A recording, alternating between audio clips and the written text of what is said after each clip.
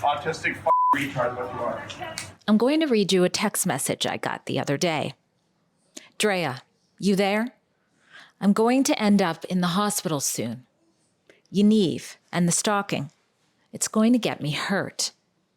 That's just one of a handful of cries for help I've received from Donald Smith, an intellectually disabled journalist who I believe may have been unjustly imprisoned due to claims of criminal harassment by a violent trans activist named Jessica Simpson, formerly known as Jonathan Yaniv.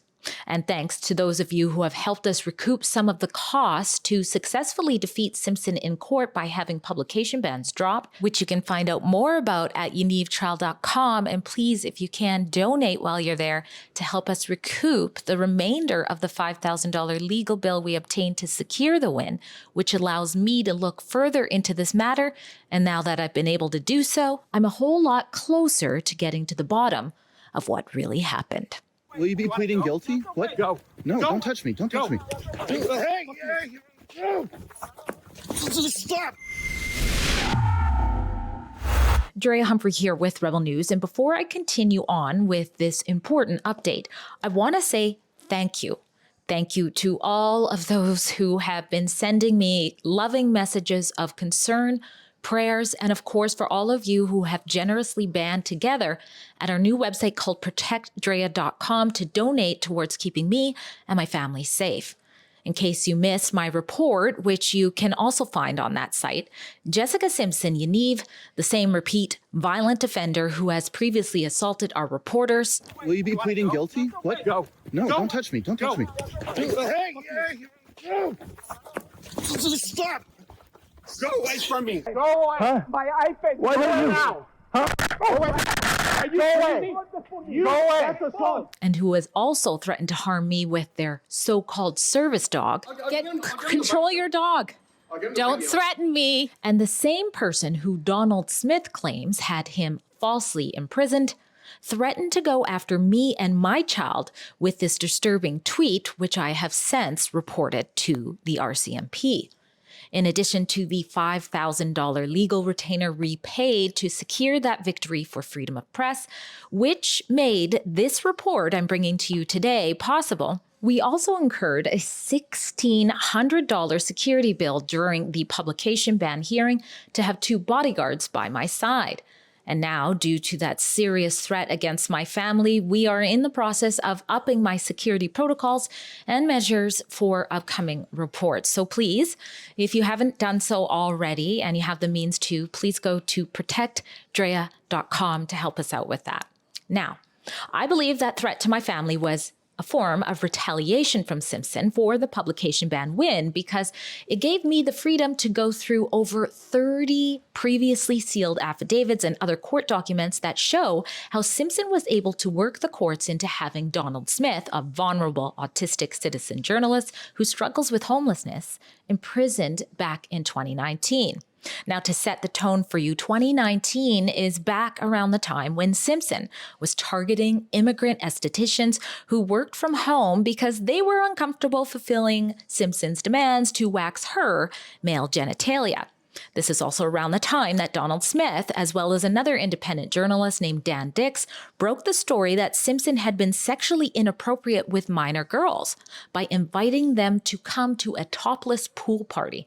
Here's a clip of Dix and Donald Smith approaching Simpson, then Yaniv, to ask some questions in front of the BC Human Rights Tribunal about that. Well, I'm from Toronto, but Vancouver now. Okay. So yeah, I just wanted to... What publication? Press for Truth. News Now Canada, independent media. Why are you stating your place so quickly? Are you familiar with Press for Truth? Why do you want to have a pool party with kids? Yeah, open the door. She's calling 911. Why do you want to have pool parties with kids?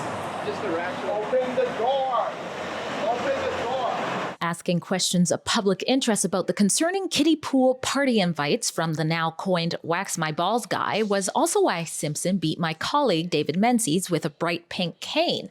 Jonathan, why do you send sexually explicit messages to young girls? Go away. Huh? Go away. Huh? My iPad. Why don't you? Now. Huh?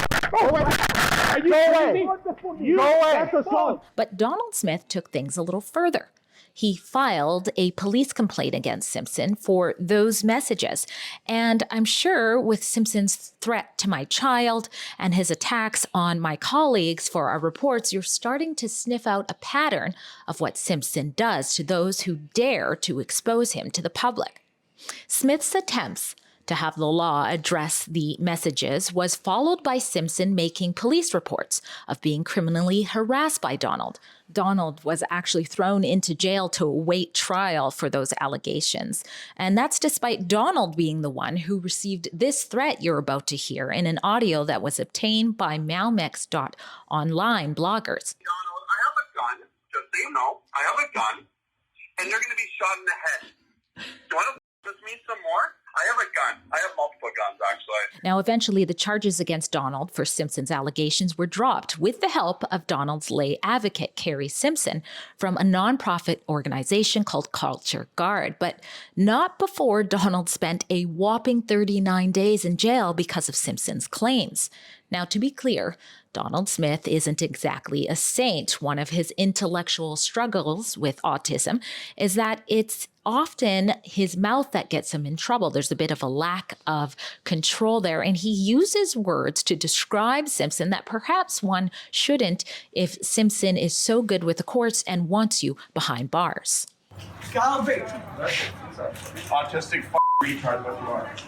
But jail for 39 days? Donald's a vulnerable adult who got no grace and, according to him, no justice, while in contrast, Simpson, who claims to be vulnerable due to transphobia, gets many lewd and aggressive acts swept under the rug and 0 jail time even after being found guilty of 3 criminal offenses.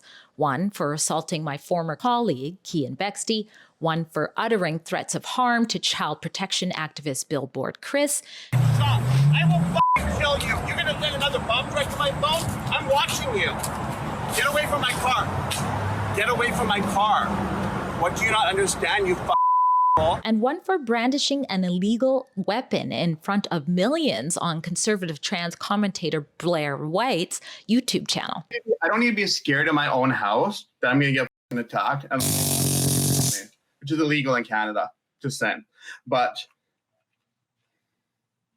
do you think that was like cute? Was that a moment for you? No, that wasn't a moment for me. But what I'm going to say here is it's real. Heck, judges wouldn't even give Simpson a criminal record for the first 2 convictions so that Simpson would be free to go after another victim. I mean, free to pursue a career in law. I kid you not, and run for SFU student union. But I guess all of that makes sense, especially the law part, if you want to continue playing the courts. You see, after those charges were dropped, Simpson never stopped going after Donald, who now has some conditions on him, which includes not being allowed to go near Simpson. So Simpson went down the same pattern of making multiple harassment claims against Donald and claiming that Donald was breaching these when Donald says he wasn't. And to do all of that behind closed doors so the public would be left in the dark.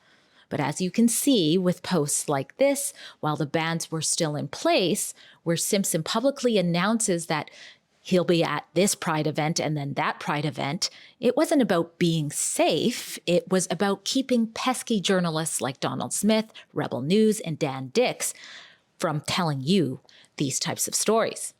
Thankfully, Simpson came across a judge with good judgment, go figure.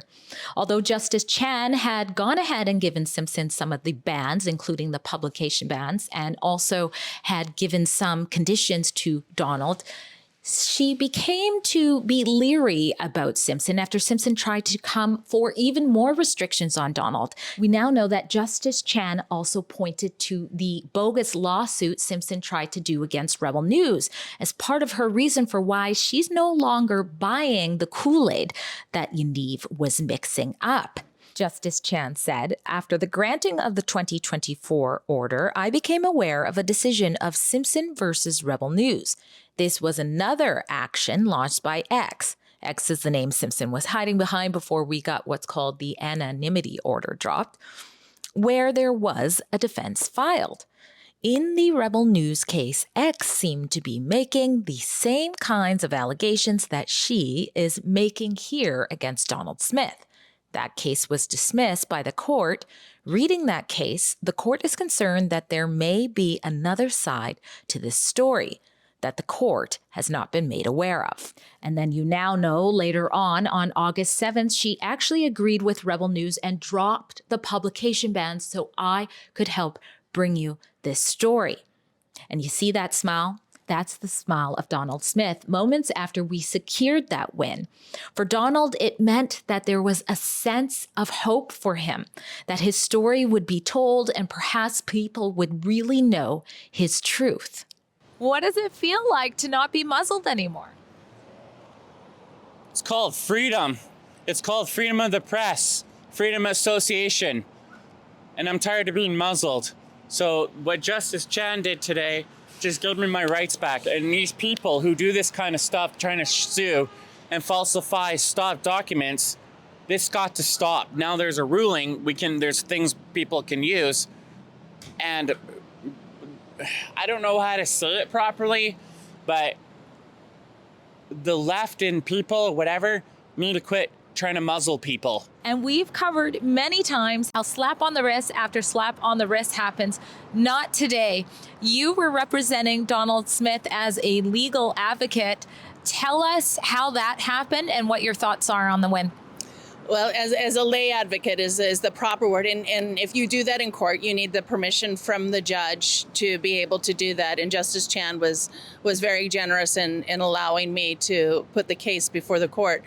So, but before I say anything, I also want to give a big, huge thank you. And you guys need to know this to Rebel News. You guys brought in a team of lawyers. Robin Hero was just dynamo, well prepared, had all the evidence there, assisted the court greatly around the legal test to get the kind of orders that Jessica Yaniv should not have gotten, and was very instructive to the judge. It was clear that the judge appreciated the contribution that Rebel Media brought to this. So big thank you, big congratulations. You're more than a news network. You're more than an advocate for the voice of the people. You are justice advocates as well. So deeply, deeply thank your legal team and all those people. Ezra, thank you. Ezra, thank you too. But the celebration was short-lived. You see, not only did Simpson retaliate by going after my family, he went after Donald too. First, we see here Simpson trying to track down Donald by claiming he might be close to him and offering cash incentives for anybody who could find him on the Lower Mainland. But the truth is Donald was nowhere near Simpson. He was out on Salt Springs Island minding his own business and trying to stay as far as possible from Simpson as he could. And you won't believe what happened next. Remember I said that Smith struggles with homelessness. Well, here he is, trying to have food at a soup kitchen. And look who's writing in the comments. It's Simpson, going after him there, trying to get him canceled from a homeless shelter. He says, "If only you knew the harm this person has caused the LGBTQ plus community and other individuals, you would not want him in there." I'm talking about the person in the silver bullet shirt. I later found out that Simpson also messaged the soup kitchen privately and said, "Hey, I need to speak with you in relation to Donald Smith being at the soup kitchen. He's extremely dangerous, and I'm worried yourself and others are at serious risk of harm." Sick, isn't it? Donald also believes that Simpson is behind the account that posted this, a medical assistance in dying form filled out with Donald's information with the caption that reads, "Yay, this is a decision we 100% support. Do it, Donald. In fact, do it now, please. We even helped you fill out the forms." So is it at all surprising that now Donald struggles with suicidal thoughts? But that wasn't enough. Simpson also tried to call the RCMP and say that Simpson was where he shouldn't, which all didn't pan out. So you know what Simpson did? Simpson went to Smith. Simpson went on vacation to Salt Springs Island and posted it on social media while doxing where Donald is currently staying online. Now, of course, I'm not going to show you the address of where he's at, but just imagine All of this, if true, if you were falsely imprisoned by this person due to lies, and you try to go to an island to get away from them, and they come to you to hopefully catch you in breach, how frightening that is for an autistic, vulnerable individual. And that is why Donald is crying out for help, not just to me, but to you, to the public, so that the truth is exposed. Donald Smith tells me he struggles with suicide over this, and he claims that Simpson has done similar things like these comments and even contacted his previous employers to the point that he could no longer hold a job. This is sick, and this has to stop. And this is one of the many reasons Rebel News, unlike state-backed media, continues to expose Simpson with your help.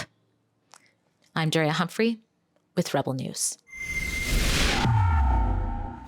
At Rebel News, we don't back down from the other side of the story, even if sometimes that puts us at risk. The public needs to know if there's a menace in their society and if the justice system is allowing that menace to go after victim after victim.